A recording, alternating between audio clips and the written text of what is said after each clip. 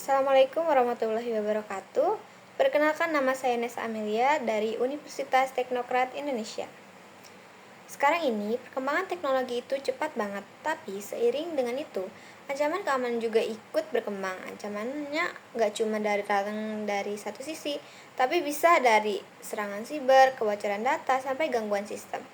Di presentasi ini aku bakal jelasin gimana AI bisa dimanfaatkan sebagai sistem deteksi dini ancaman keamanan berbasis data.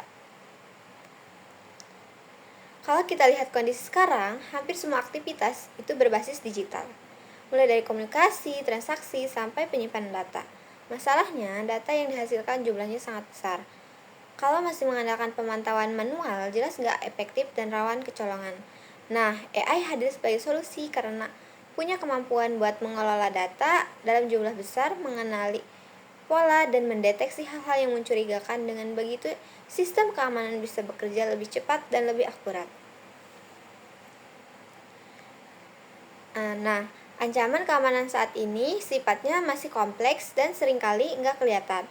Serangan ini bisa terjadi tiba-tiba tanpa tanda yang jelas. Sistem keamanan konvensional biasanya bersifat reaktif, artinya baru bergerak setelah kejadian terjadi.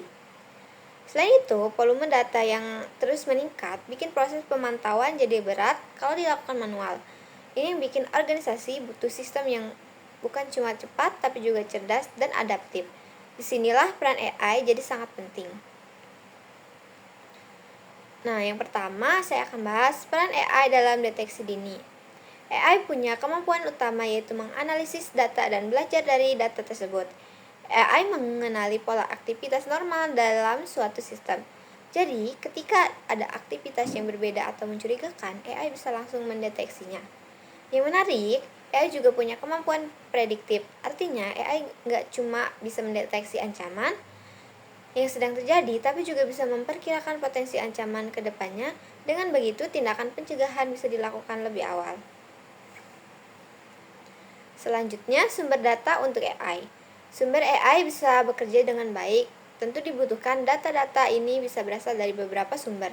Misalnya dari log jaringan, data sensor, OT, aktivitas pengguna, sampai laporan insiden keamanan sebelumnya. Semua data ini kemudian digabungkan dan dianalisis dengan integrasi data yang lengkap. AI bisa membangun pemahaman yang lebih menyeluruh tentang kondisi keamanan sistem dan mendeteksi ancaman dengan lebih akurat. Selanjutnya, keuntungan sistem AI. Penggunaan AI dalam sistem keamanan memberikan banyak keuntungan. Pertama, sistem menjadi lebih proaktif, bukan menunggu kejadian dulu. Yang kedua, AI bisa menyesuaikan diri dengan pola serangan baru tanpa harus selalu diatur ulang secara manual. Selain itu, AI juga membantu mengurangi beban kerja manusia.